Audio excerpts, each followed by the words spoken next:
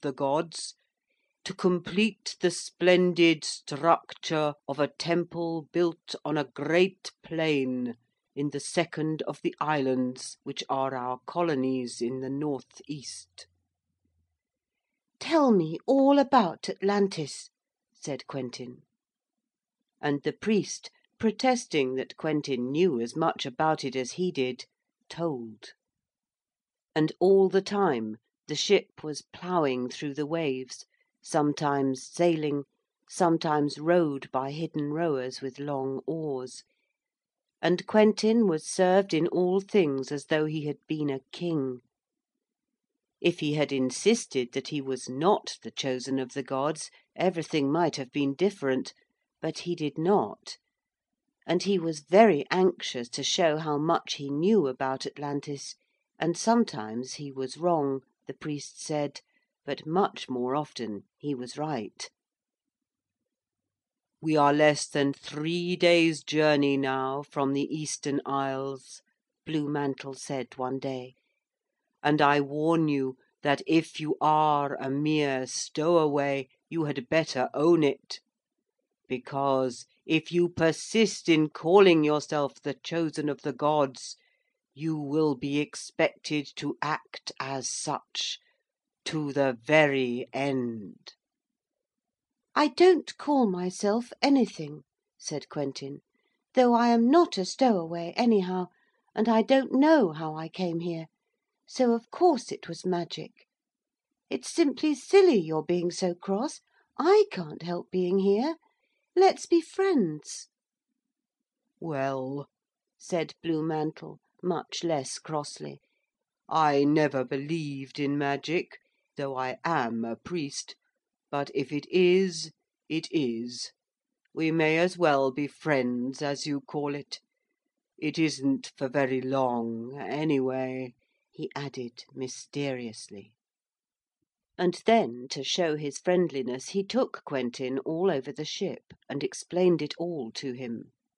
And Quentin enjoyed himself thoroughly, though every now and then he had to pinch himself to make sure that he was awake.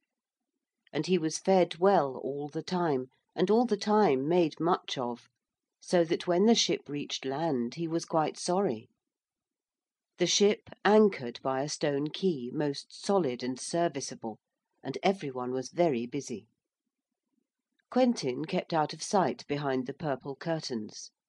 The sailors and the priests and the priests' attendants and everybody on the boat had asked him so many questions and been so curious about his clothes that he was not anxious to hear any more questions asked, or to have to invent answers to them.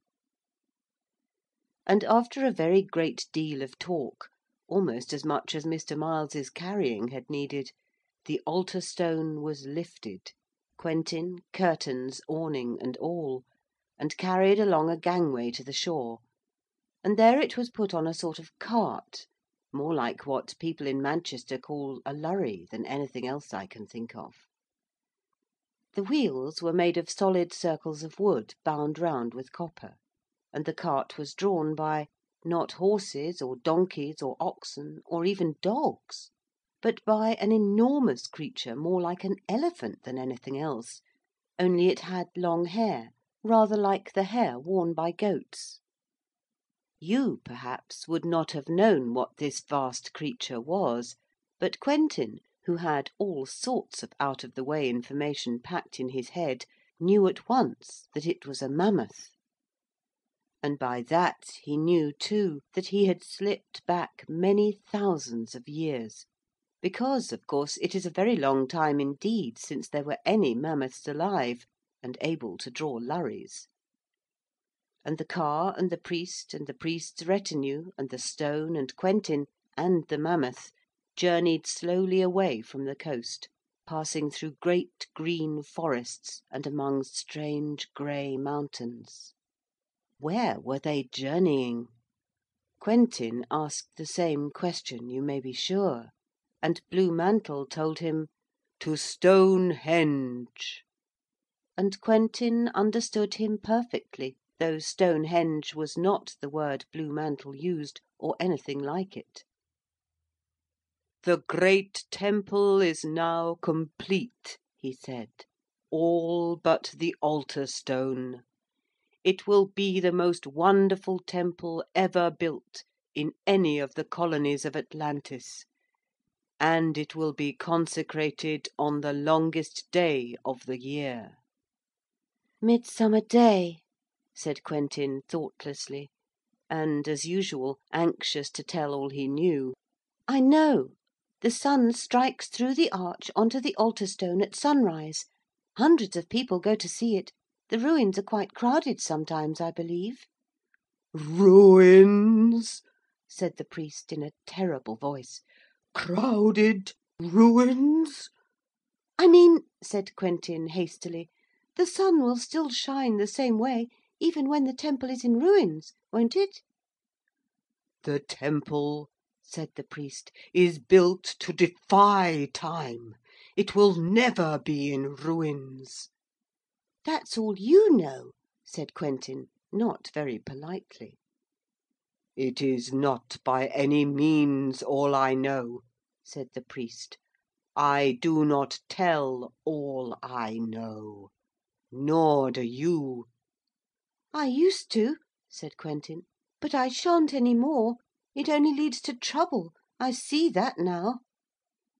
Now, though Quentin had been intensely interested in everything he had seen in the ship and on the journey, you may be sure he had not lost sight of the need there was to get back out of this time of Atlantis into his own time. He knew that he must have got into these Atlantean times by some very simple accidental magic, and he felt no doubt that he should get back in the same way. He felt almost sure that the reverse action, so to speak, of the magic would begin when the stone got back to the place where it had lain for so many thousand years before he happened to go to sleep on it, and to start, perhaps by the St. John's wort, the accidental magic. If only, when he got back there, he could think of the compelling, the magic word. And now the slow procession wound over the downs, and far away across the plain, which was almost just the same then as it is now, Quentin saw what he knew must be Stonehenge. But it was no longer the grey pile of ruins that you have perhaps seen, or have at any rate seen pictures of. From afar one could see the gleam of yellow gold and red copper, the flutter of purple curtains, the glitter and dazzle of shimmering silver. As they drew near to the spot, Quentin perceived that the great stones he remembered were overlaid with ornamental work, with vivid bright coloured paintings. The whole thing was a great circular building, every stone in its place. At a mile or two distant lay a town, and in that town, with every possible luxury, served with every circumstance of servile homage, Quentin ate and slept. I wish I had time to tell you what that town was like where he slept and ate, but I have not. You can read for yourself some day what Atlantis was like. Plato tells us a good deal, and the colonies of Atlantis must have had at least a reasonable second-rate copy of the cities of that fair and lovely land. That night, for the first time since he had first gone to sleep on the altar stone, Quentin slept apart from it. He lay on a wooden couch strewn with soft bearskins, and a woollen coverlet was laid over him, and he slept soundly.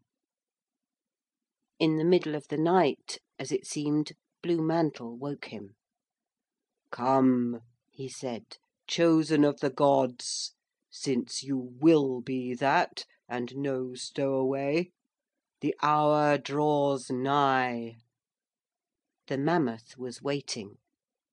Quentin and Blue Mantle rode on its back to the outer porch of the new temple of Stonehenge.